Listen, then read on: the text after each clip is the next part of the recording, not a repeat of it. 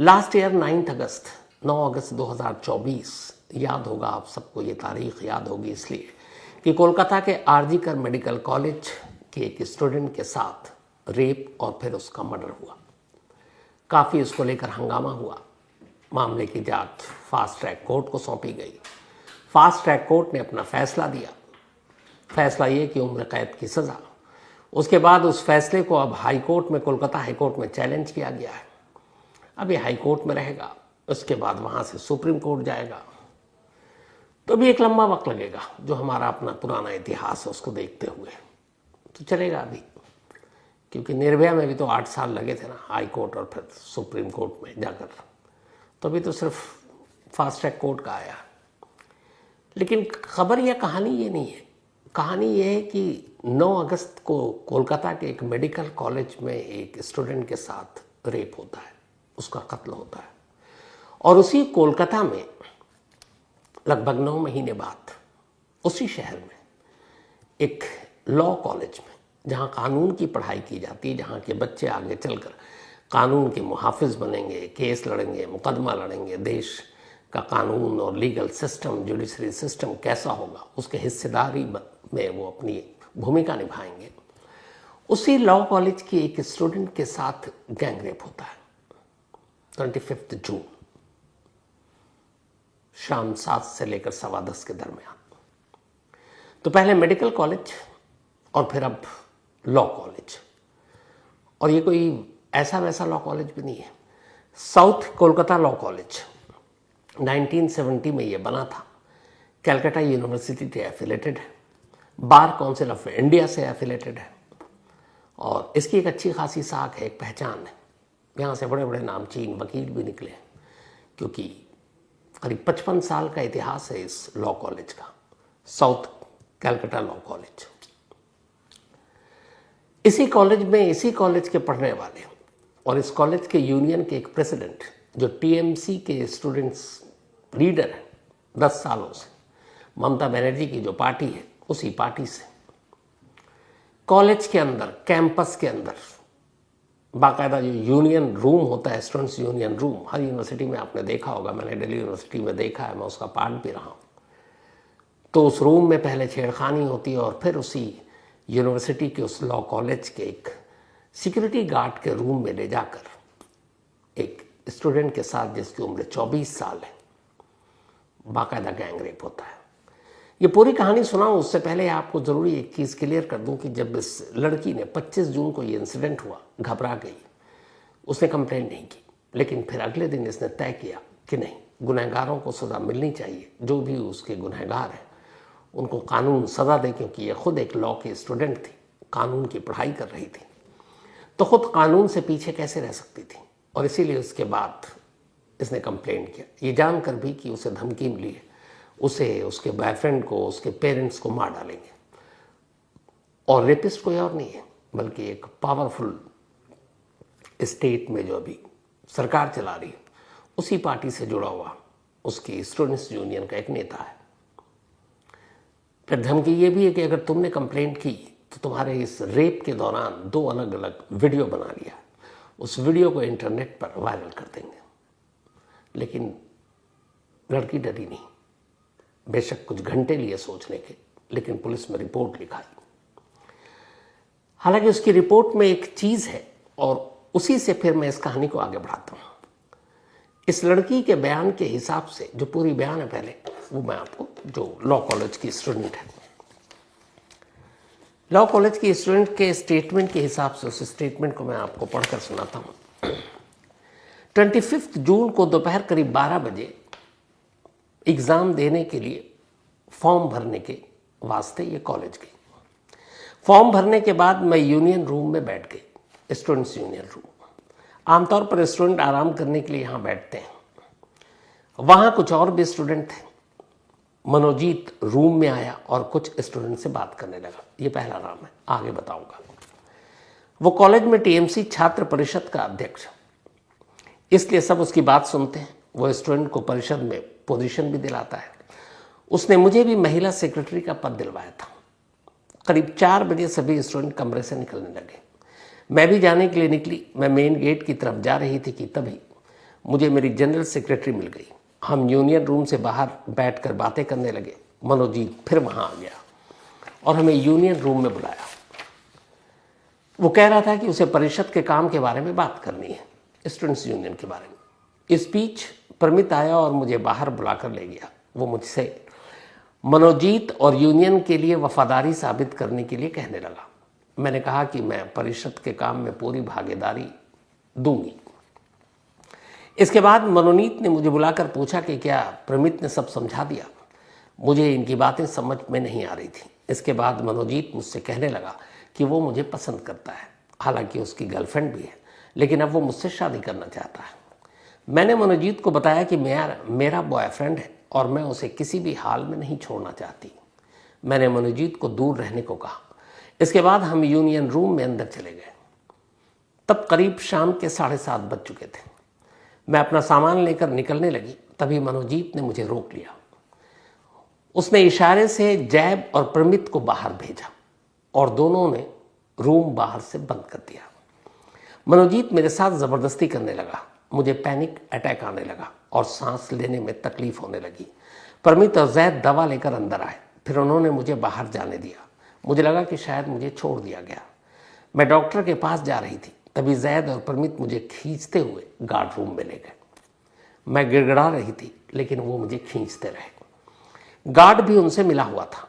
वो मेरा साथ देने की बजाय कमरे से बाहर चला गया। ये सिक्योरिटी गार्ड के कमरे का इंसिडेंट है। मैं मनोजीत के सामने गिड़गिड़ा रही थी। उसने मुझे धमकी दी कि अगर मैंने किसी को कुछ बताया तो मेरे बॉयफ्रेंड और माँ बाप को मार देगा। उसने रेप करते हुए मेरे वीडियो बनाए और मुझे ब्लैकमेल किया। ये सब हो रहा था तब प्रमित और जैद सब देख रहे थे। मैंने खुद को छुड़ाने की कोशिश की तो मनोजीत ने मुझे हॉकी स्टिक से पीटा। मैं रात करीब 10 बजे कमरे से निकल गई। बाहर निकलते ही मैंने पापा को कॉल करके बुलाया और पूरी बात बताई। मनोजीत की पावर देखकर मैं FIR लिखवाने में डर रही थी, लेकिन अब मैं पीछे नहीं हटूंगी। ये स्टेटमेंट है उस स्टूडेंट का और ये कायदे से स्टेटमेंट FIR का पार्ट है जो मैंने आपको बताया। अब यहाँ ये कहानी, इस कहानी में जो कुछ आपको सुना है उसमें एक चीज़ आई कि इस पूरे गैंग रेप में 3 कैरेक्टर हैं। पहला, जिसका नाम बाकायदा ये रेप विक्टिम ले रही, मनोजीत मिश्रा, मेन अक्यूज्ड। मनोजीत मिश्रा ये इसी लॉ कॉलेज का एक एक्स स्टूडेंट है और इसी कॉलेज के यूनियन का, स्टूडेंट यूनियन का वो प्रेसिडेंट भी रहा है। उम्र 31 साल है।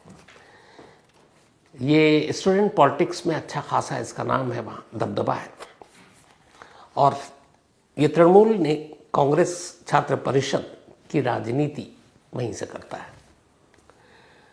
हालांकि लगभग इसको 10 साल हो गए और ये पास आउट हो गया, लेकिन पास आउट होने के बावजूद इस यूनिवर्सिटी में इसका अब भी दखल आता जाता है। और सबसे बड़ी बात यह है कि पास आउट होने के बाद मनोजीत मिश्रा जानते हैं क्या करता है? वो एक criminal lawyer, practising criminal lawyer है। क्राइम के केसेस को अदालत में लेकर जाता है, क्योंकि लॉ यूनिवर्सिटी से पढ़ाई की तो वकील बनना था, तो एक प्रैक्टिसिंग क्रिमिनल लॉयर है। दूसरा जो नाम आया है वो है जैब अहमद। ये को अक्यूज्ड है। जैब अहमद इसी कॉलेज में फर्स्ट ईयर का स्टूडेंट है। 19 साल सिर्फ उम्र है, लेकिन मनोजीत मिश्रा के साथ इसका उठना बैठना है। इस रेप विक्टिम को जो कमरे के अंदर ले जाना, बंद करना, उनमें एक जैब अहमद का रोल है। कोलकाता का ही रहने वाला है और इसी यूनियन पॉलिटिक्स के दौरान इसकी मुलाकात हुई थी मनोजीत मिश्रा से। तीसरा को अक्यूज्ड है प्रमित मुखर्जी उर्फ प्रमित मुखोपाध्याय। ये भी इसी लॉ कॉलेज में सेकेंड ईयर के स्टूडेंट है और 20 साल की उम्र है। कॉलेज पॉलिटिक्स यूनियन में इसका भी दखल है और ये भी मनोजीत मिश्रा का इसी यूनियन पॉलिटिक्स की वजह से पुराना साथी रहा है। इस लड़की की कंप्लेंट के बाद इन तीनों को कोलकाता पुलिस ने उठाया और फिर इन्हें कोर्ट में पेश किया। 4 दिन की पुलिस रिमांड में इन्हें नेक्स्ट ट्यूसडे तक कस्टडी में भेजा गया। अब आगे और बढ़ूं उससे पहले एक सुप्रीम कोर्ट का एक जजमेंट है और ये आप सभी को भी जानना चाहिए। इस FIR में ये लड़की उसने बड़ी ईमानदारी से कंप्लेंट लिखाई। उसने कहा कि जब मैं 25 जून की दोपहर कॉलेज गई, मुझे फॉर्म भरना था और उसके बाद अचानक स्टूडेंट्स यूनियन के रूम में भी गई, क्योंकि स्टूडेंट पॉलिटिक्स से ये भी जुड़ी हुई थी। और फिर वहाँ उसे मेन अक्यूज ने बुलाया और उससे ये कहा कि वो उसे पसंद करता है, उससे प्यार करता है, जबकि ऑलरेडी उसकी एक गर्लफ्रेंड है। पर उसने कहा मैं तुमसे शादी करूँ, लेकिन ये इस लड़की का अपना एक बॉयफ्रेंड है और जाहिर सी बात है वो उससे शादी करना चाहती है। उसने इनकार किया, जिसके बाद इसे पहले यूनियन रूम में ज़बरदस्ती करने की कोशिश की गई और फिर उस गार्ड रूम में ले जाया गया और गार्ड रूम का दरवाज़ा बंद कर दिया गया। गार्ड ने देखा, गार्ड जानता था और गार्ड भी गुनहगार है, लेकिन गार्ड ने कुछ नहीं कहा, वो वहाँ से चला गया। आज सैटरडे को इस गार्ड को भी अरेस्ट कर लिया गया। तो कुल 4 अरेस्टिंग हो चुकी इस केस में। इस लड़की का ये भी कहना है कि जब उसके साथ ये गैंगरेप हुआ तो फिर यूनिवर्सिटी के गेट को भी लॉक कर दिया गया था ताकि कोई अंदर ना आए और उसकी चीख ना सुने, और फिर रात 10 बजे के बाद वो गेट खुला। तो एफआईआर के हिसाब से मनोजीत मिश्रा ने इसके साथ रेप किया, लेकिन जैब अहमद और प्रमित मुखर्जी ये दोनों लगातार उसके साथ थे। तो अब जो एफआईआर दर्ज हुई है और जो हमारा नया कानून है और सुप्रीम कोर्ट का एक ऐतिहासिक जजमेंट है, उसके हिसाब से अगर ये एक सुप्रीम कोर्ट का 2003 का एक जजमेंट है जो अशोक कुमार बनाम हरियाणा स्टेट, इसमें एक गैंगरेप का केस आया था। उस गैंगरेप के केस में ये हुआ था कि उसमें रेप करने वाला एक था, लेकिन उसके साथ कुछ और उसके साथ ही खड़े थे। तो अदालत में बहस हुई कि भाई मेन अक्यूज तो एक है तो बाकी को छोड़ दिया जाए। तब सुप्रीम कोर्ट ने एक ऐतिहासिक फैसला दिया था। सुप्रीम कोर्ट ने कहा था कि ज़रूरी नहीं है कि किसी गैंग रेप में, गैंग रेप का मतलब होता है एक से ज़्यादा लोग शामिल हो, तो किसी गैंग रेप में सभी रेप करें, लेकिन अगर उस गैंग रेप के दौरान लोग वहाँ पर हैं और वो उस रेप में शामिल भी नहीं है लेकिन खामोश देख रहे, विरोध नहीं कर रहे, तो सब के सब आरोपी हैं, सब के सब गुनहगार हैं और उन सबको भी वही सज़ा मिलनी चाहिए जो एक रेपिस्ट को मिलनी चाहिए। इस सुप्रीम कोर्ट का जजमेंट था। यानी अगर कहीं पे कोई रेप हो रहा हो, गैंग रेप, और करने वाला एक दो हो, लेकिन उसके 2-3 साथी खड़े हुए हैं और वो खामोश है, बल्कि वो मदद कर रहे हैं, विरोध भी नहीं कर रहे हैं, तो फिर वो भी गुनहगार है। सुप्रीम कोर्ट के इसी जजमेंट के बाद कोलकाता पुलिस ने इस लड़की के बयान के बाद जो केस दर्ज किया है, उसमें रेप करने वाला एक मनोजीत मिश्रा, लेकिन इसे गैंग रेप के केस में दर्ज किया गया। क्यों? क्योंकि हमारा नया कानून भी यही कहता है। नया कानून भी यही कहता है कि बेशक गैंग रेप में सभी शामिल ना हो, लेकिन वहाँ जितने लोग हैं और वो उसको सपोर्ट कर रहे हैं, वो सब भी रेपिस्ट हैं। तो इसीलिए इस केस में 3 लोगों को अभी तक, आज चौथा जो है वो है गार्ड, क्योंकि गार्ड ने देखा और उसकी जिम्मेदारी बड़ी थी, लेकिन वो वहाँ से चला गया। और 3 तो बाकायदा इसमें शामिल थे। मनोजीत रेप कर रहा था, लेकिन उसके दोस्त जूनियर जैब अहमद और प्रमित मुखर्जी ये सब कुछ देख रहे थे। तो इसीलिए नए कानून के तहत इन तीनों को गैंग रेप के तहत मुकदमा इनके खिलाफ दर्ज किया गया है और आगे अदालत में इसी के तहत मुकदमा चलेगा। जो इस कंप्लेंट के बाद कोलकाता पुलिस ने रेप विक्टिम का मेडिकल कराया। उस मेडिकल को कराने के बाद जो चीज़ें सामने आई वो इस बात की पुष्टि करती हैं कि इस लड़की के साथ रेप हुआ है। उसके प्राइवेट पार्ट में चोट के निशान, नाखून और खरोंचने के निशान, ये सारी चीज़ें, और साथ में ये कि हाँ ये एक रेप केस है, मतलब मेडिकल रिपोर्ट से ये कंफर्म हो गया। 3 पहले पकड़े गए थे, चौथे की गिरफ्तारी हो चुकी है।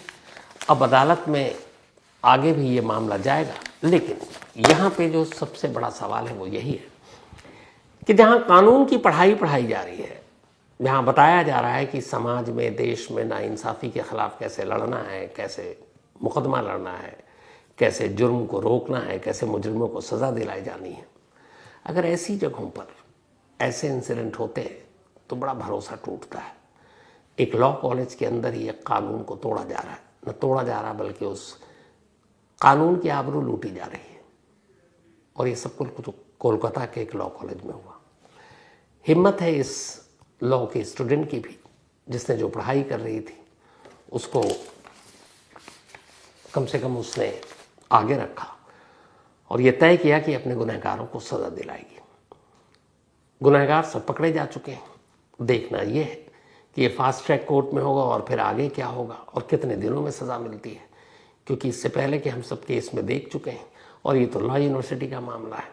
तो यहाँ से अदालत और कानून की लड़ाई कैसे लड़ी जाएगी और कहाँ तक आगे जाएगी आने वाले वक्त में देखेंगे।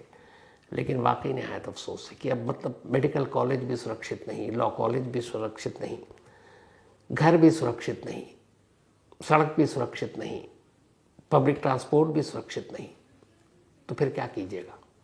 महिलाओं के खिलाफ होने वाले ये जो जुर्म है ये कैसे रुकेगा। कब बदलाव आएगा, कब हमारी सरकार इसको लेकर सख्त होगी, कब हमारा कानून तो सख्त है लेकिन उस सख्ती को जो इजहार करते हैं उसमें इतना वक्त लग जाता है कि फिर भूल जाते हैं, खौफ दूर हो जाता है। पर उम्मीद यही है कि शायद इस मामले में जल्दी कोई फैसला है, गुनहगारों को सख्त से सख्त सज़ा मिले और ये जो स्टूडेंट पॉलिटिक्स के नाम पर जो गुंडागर्दी होती है इस पर लगाम कसी जा सके।